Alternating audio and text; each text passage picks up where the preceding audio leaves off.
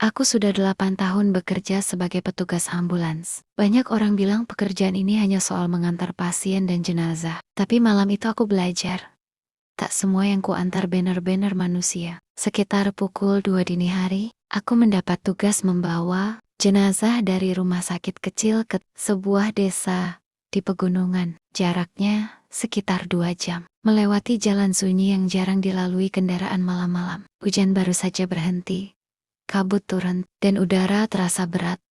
Ketika aku menyalakan mesin ambulans, di dalam mobil hanya ada aku dan satu jenazah, terbungkus rapi dalam kain putih. Biasanya aku menyalakan radio agar tidak terlalu sepi, tapi malam itu hanya terdengar suara statis. Aku biarkan diam, fokus ke jalan. Sekitar 40 menit kemudian, aku melihat sesuatu di spion, samar seperti bayangan seseorang duduk di belakang, padahal aku tahu, hanya ada tubuh tak bernyawa di sana. Saat kulirik lagi, posisi jenazah itu berubah dari terlentang menjadi miring, seperti baru saja bergerak. Aku berhenti di pinggir jalan, dan memastikan semuanya masih tertutup rapat. Begitu aku menyentuh kain putih itu, udara di dalam ambulans tiba-tiba membeku. Radio yang tadinya mati, mendadak hidup, tapi bukan suara lagu, hanya napas berat terputus-putus. Seperti seseorang berusaha berbicara, aku mencabut kabelnya. Namun suara itu tetap terdengar.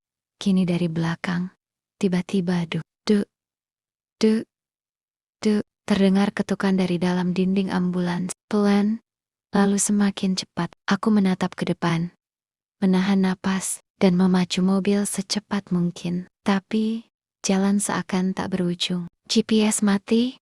Papan jalan menunjukkan nama yang sama berulang kali. Aku seperti berputar di tempat yang sama, dikelilingi kabut dan pohon gelap di kanan kiri. Saat hampir menyerah, bau formalin bercampur tanah basah tercium tajam. Kain putih di belakang bergeser pelan, seperti ada sesuatu di dalamnya yang ingin keluar. Aku menekan gas dalam-dalam sampai akhirnya melihat gapura desa. Begitu melewatinya, udara langsung terasa normal. Setibanya di rumah keluarga almarhum, mereka sempat menyangkal bahwa anggota keluarganya tidak ada yang meninggal. Namun aku bersikeras meyakinkan, hingga aku memutuskan untuk memaksa mereka melihat. Sendiri di dalam mobil, warga membantuku menurunkan jenazah.